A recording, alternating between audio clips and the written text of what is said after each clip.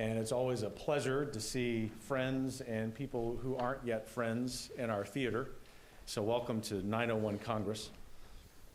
If you know TPPF well, you know that for many years we have focused on policies that lead toward human flourishing.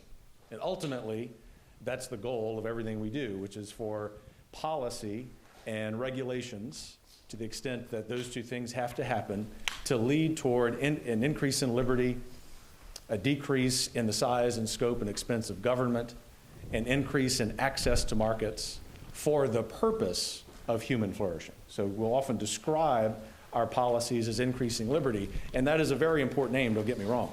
Freedom is really important. Our Creator hardwired each of us to be free. But the reason that we are free, the reason He wants us to be free, is to flourish in a civil society.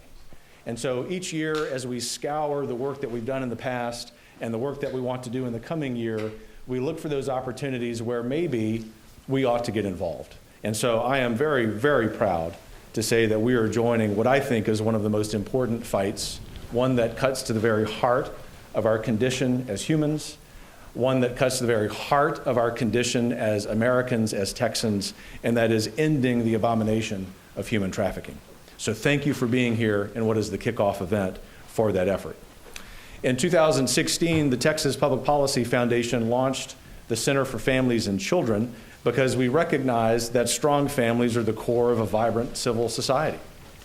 That center seeks to promote strong families by advancing responsible policies and also, even more important than the policymaking sphere, leveraging social institutions to address the root causes of family breakup and child mistreatment.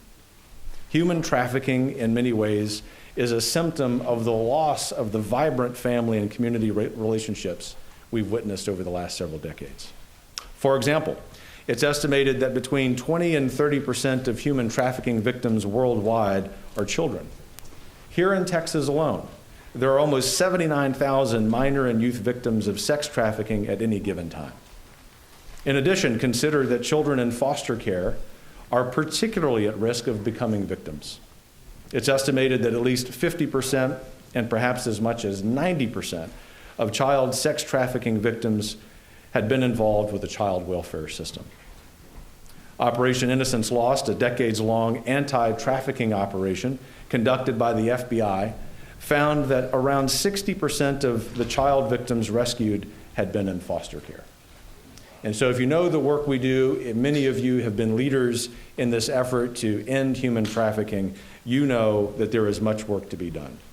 Part of a policy solution is, as we like to say here at TPPF, reading reality truthfully.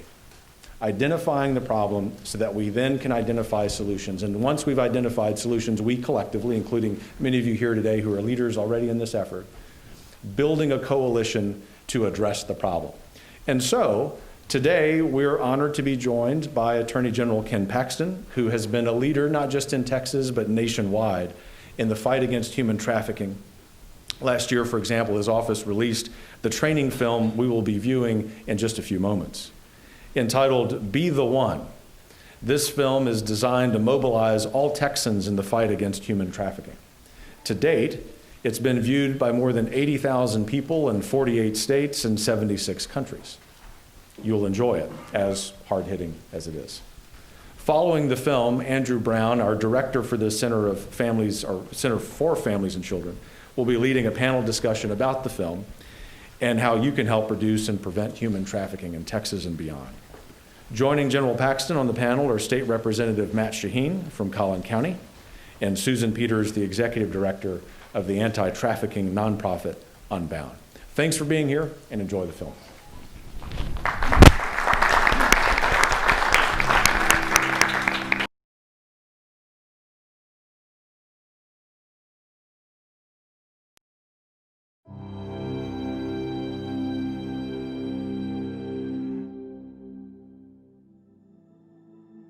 One educator, recognizing the signs and choosing to report them, was all it took to save her student from sexual exploitation. One neighbor taking action was all it took to free a young woman who had been sold into slavery right next door. one bystander choosing not to look away was all it took to rescue a 13-year-old who was tied to a bed, drugged, and sold for sex. One person, one moment, one act that saved a life. You are about to see the stories of these real Texans who chose to be the one in the fight to stop human trafficking in our state.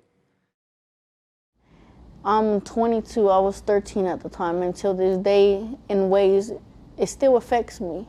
Before it happened to me, I knew it happened, but I never knew that it would happen to me. We start tonight with a human trafficking concern right here in Odessa. An Amarillo man is jailed in Wichita County after a human trafficking operation conducted by law enforcement agencies in West Texas. It's constantly moving throughout the country, even here in El Paso. We're not just talking about forced prostitution, but forced labor. Human trafficking knows no race, knows no gender, knows no ethnicity. And it doesn't matter where you're from, whether you're an adult, whether you're a child. I'm here to tell you it happens everywhere. It happens in the smallest of towns. It happens in the largest of cities. It's not a Madisonville thing, but if it can happen here, it can happen anywhere. Human trafficking is essentially the debasement of humanity. It is humanity at our worst. It's happening in your backyard and right next door to you, and you cannot ignore it. Somebody's life depends on you.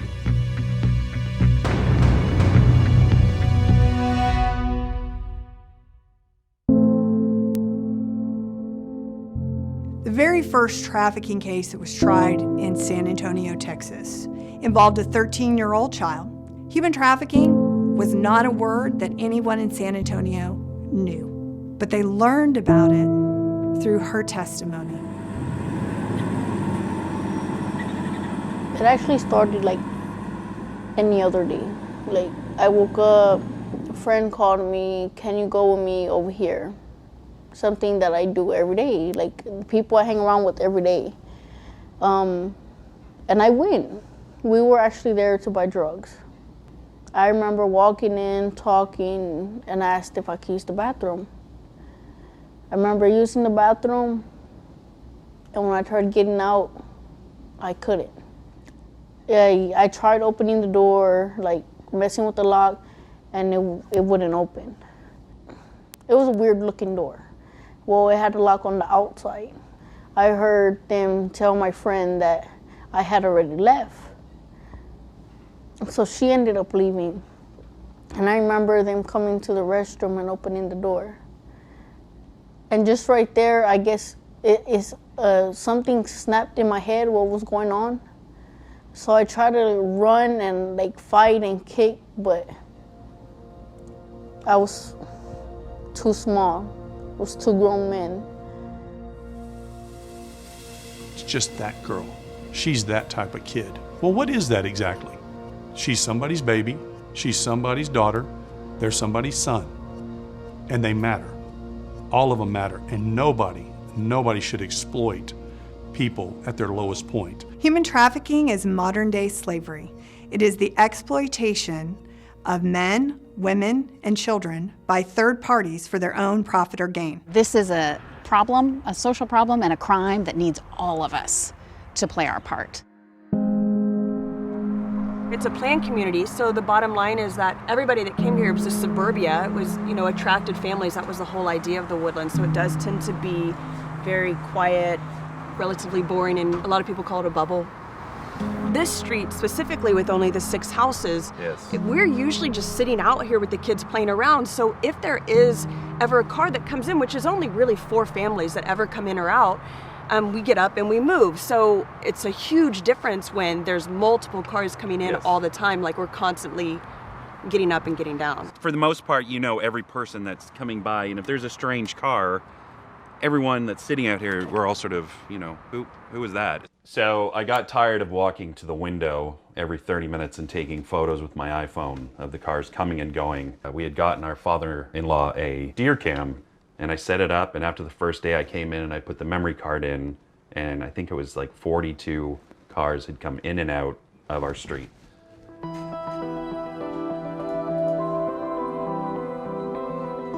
This car is interesting because it was the owners of the house, and they would come once a week to drop off groceries, and that was probably the only car that you would notice again and again. It was amazing to see all of the high-end cars coming in, Porsches to Maseratis to broken down pickup trucks to cars with stickers that their children were on the honor roll at our local school.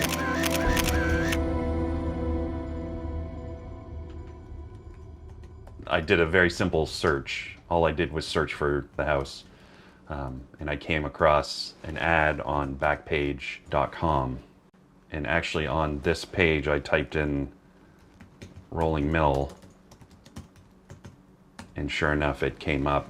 You know, just a simple search of the Woodlands. Even today, you're going to find escorts and all kinds of things. But it was very alarming to see my street name on here with this ad, with these women and the services that they were providing. It was quite shocking.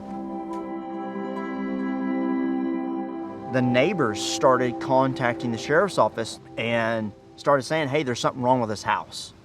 There's something not right. There's a lot of men going in and out. There's a lot of traffic. There's a lot of traffic after hours, which is very unusual in this neighborhood because this house is located on a cul-de-sac. I can recall calling my supervisor and telling him, you're not going to believe this. We have a human trafficking case in the Woodlands. One of the realities that we discovered during the investigation is these women being held against their will were being raped daily, over and over again, at this residence.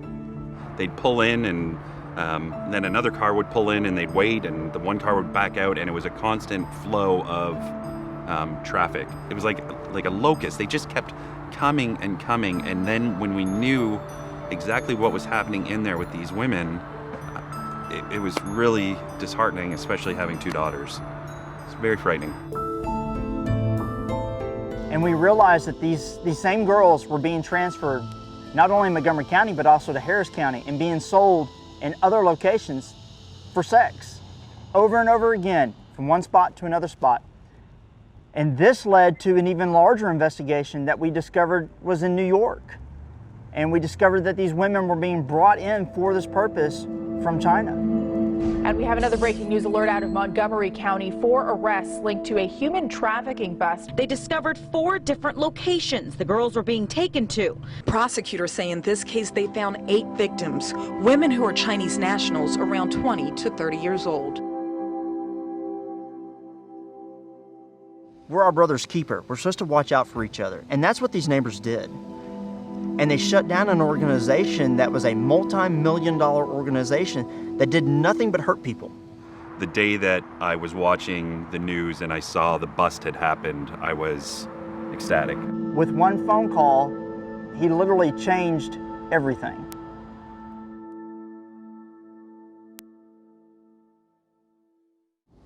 They took me out the restroom.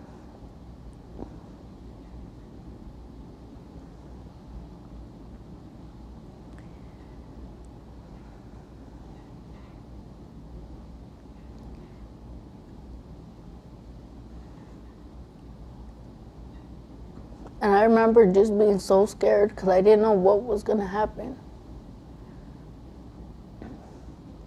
I fought, I kicked, I screamed. It's like nobody heard me. They tied me up to the bed.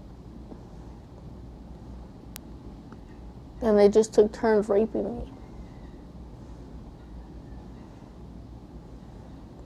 For the first couple of days, it was just them two. And then after that, they would be at the door, and other guys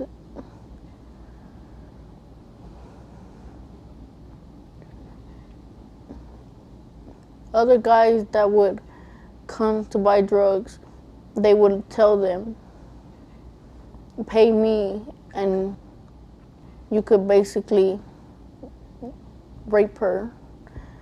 And I remember I would kick and scream, but I really couldn't do nothing because I was tied up.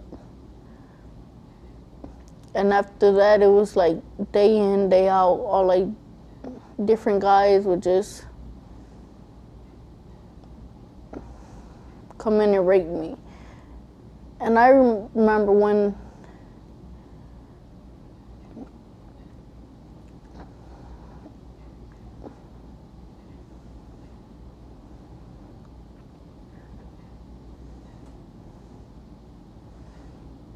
I guess they got tired of me fighting and kicking, even though I couldn't really, it wasn't doing nothing. They started shooting me up with drugs. And at that point, I guess after so much of it, I couldn't fight no more. I remember them threatening me with a knife, telling me they would kill me. And I remember at one point, I told him, just do it. Because I had already given up hope of me getting out. Even though after them shooting me up with so much drugs and me not being able to feel it, I knew it was happening.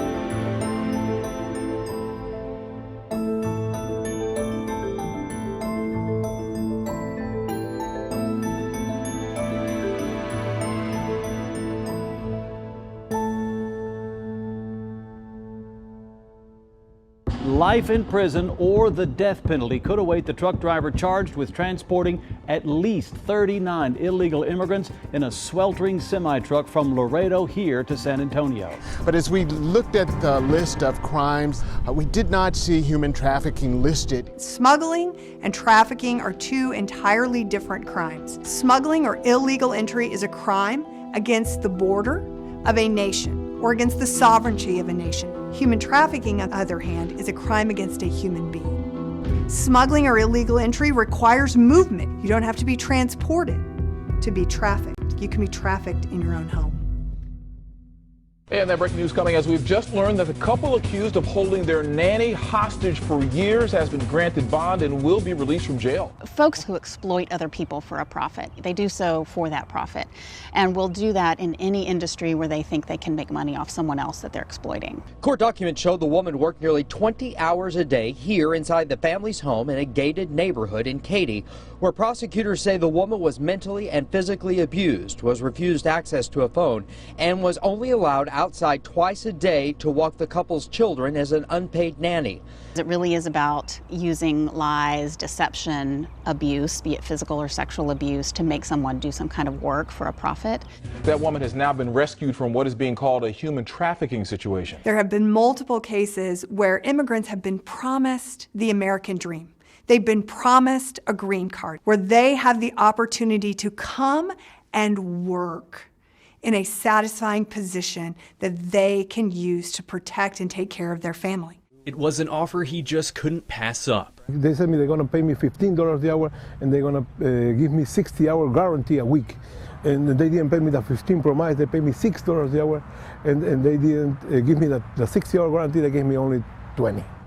Traffickers will use a variety of tactics, both to recruit victims into a labor trafficking situation and or to maintain them there and to maintain control over them so that they keep working. One might be taking advantage of the vulnerability of someone. So maybe someone is vulnerable because they've fled their home country. We complain, and the immediately thing that the employer did is to threaten me. And threat the group of workers said, you don't like this, I'm going to send you back to your country. They may take advantage of someone's vulnerability because they have substance abuse issues and or poverty, simple poverty, and or they're faced with some other kind of oppression. Traffickers identify vulnerability in someone and exploit that vulnerability.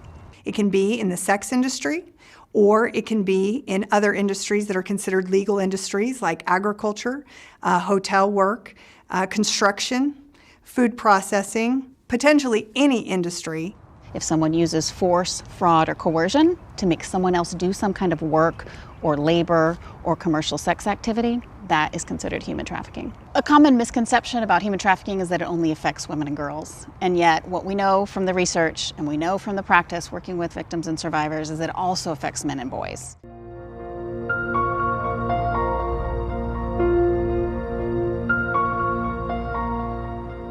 This research is unique, it's non-generic, it's Texas specific, and it's innovative because few states have any research like this that can say it is specific to its state.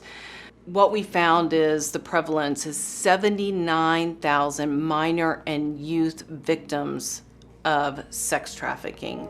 What we found in labor trafficking, 234,000 labor trafficking victims. I mean, those numbers are astronomical for the state of Texas. Minor and youth sex trafficking costs the state of Texas approximately $6.6 billion over victims' lifetimes, and traffickers steal approximately $600 million annually from victims of labor trafficking in Texas.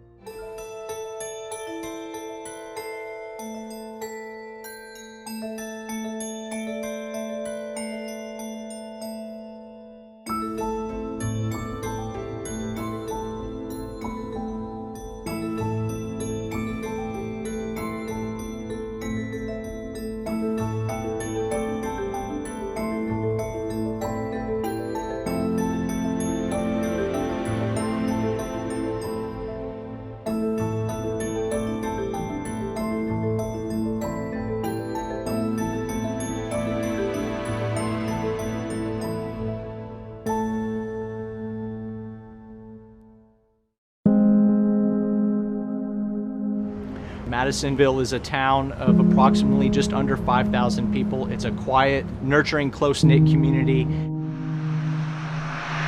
It is the idyllic community where people want to come here and retire, or people want to come here and this is where they want to raise their children because it's such a warm and gentle community. It's safe.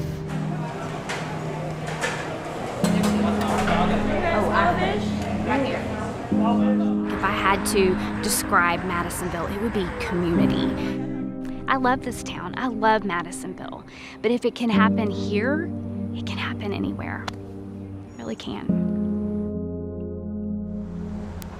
What's interesting about the Madisonville case and how one person can make a difference. One citizen of Madisonville reached out to law enforcement because she saw something that disturbed her. She saw what she believed was a young child, a young girl getting assaulted.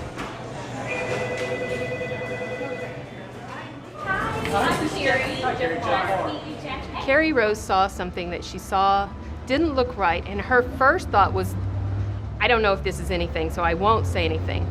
I was getting ready to turn right onto my road, and I noticed a really high-end Mercedes. So when I drove past, I noticed that there was a young blonde girl. She's screaming, help me, like help me. She's screaming like I could hear her. And so I was so shook up that I pulled over and I called 911, and by this time they did pull out into traffic. They were going towards 45. And so I just called and I said, I don't know what I just witnessed, but you have to come fast. There's a Mercedes, they're headed towards 45, and they're holding someone against their will. You know, at first, I was like, I don't know what I just witnessed, but it took me 10 seconds to be like, I have to be that person's voice. This was a basic case of a 33-year-old, approximately female here in Madisonville that was literally running a brothel. On a nice, quiet residential street. She was, had drugs